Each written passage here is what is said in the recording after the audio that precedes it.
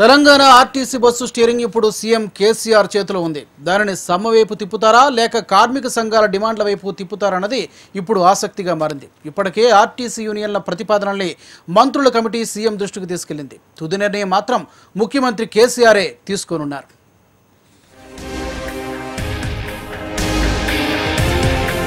RTC కార్మికుల సమ్మెకు సంబంధించి సీఎం కేసీఆర్తో మంత్రుల కమిటీ చర్చించింది.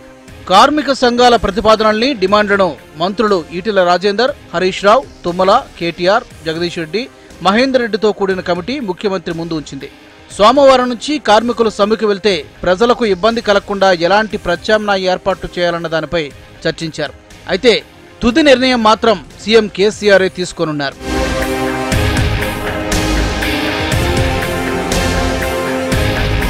సీఎంతో భేటీకి ముందు మంత్రుల కమిటీ ఆర్టీసీ కార్మిక సంఘాల నేతలతో సమావేశమైంది. ఇప్పటికిప్పుడు ఫిట్మెంట్ అంటే ప్రభుత్వంపై భారం పడుతుంది, పైగా ఆర్టీసీ కూడా నష్టాల్లో ఉందని మంత్రులు బుజ్జగించే ప్రయత్నం చేశారు. ఫిట్మెంట్కు బదులుగా మధ్యంతర భృతి ఇస్తాం, సమ్మెపై పునరాలోచించుకోవాలని చెప్పారు. దీనికి ఆర్టీసీ యూనియన్ల నాయకులు అస్సలు ఒప్పుకోలేదు.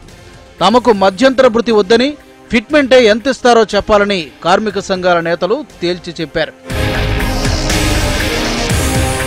ఫిట్మెంట్తో పాటు యూనియన్ నాయకులు మరికొన్ని ప్రతిపాదనలు మంత్రుల కమిటీ ముందుంచారు. ఆర్టీసీ అప్పులను ప్రభుత్వం సింగిల్ సెటిల్మెంట్లో మాఫీ చేయాలన్నారు. ప్రభుత్వం ఇచ్చే సబ్సిడీ మొత్తాన్ని ప్రతి నెలా చెల్లించాలని కోరారు. మోటార్ వెహికల్ ట్యాక్స్ను ప్రభుత్వం ఎత్తేయాలని, ఆర్టీసీ వాడుతున్న డీజిల్ ఫీ ట్యాక్సులు రద్దు చేయాలని మంత్రుల కమిటీని కోరారు. కార్మిక సంఘాల నేతల ప్రతిపాదనలు, డిమాండ్లను విన్న మంత్రుల కమిటీ వాటిని సీఎం కేసీఆర్ దృష్టికి తీసుకెళ్లింది. వాటిపై సీఎం అధికారులతో చర్చిస్తున్నారు. కార్మికుల డిమాండ్లకు సంబంధించి కీలక నిర్ణయం తీసుకునే అవకాశం ఉంది. కార్మికుల డిమాండ్లకు తెలంగాణ ప్రభుత్వం ఓకే చెప్తుందా లేక ఆర్టీసీకి ప్రత్యామ్నాయ ఏర్పాట్లు చేస్తుందా అన్నదే ఇప్పుడు ఆసక్తికరంగా మారింది.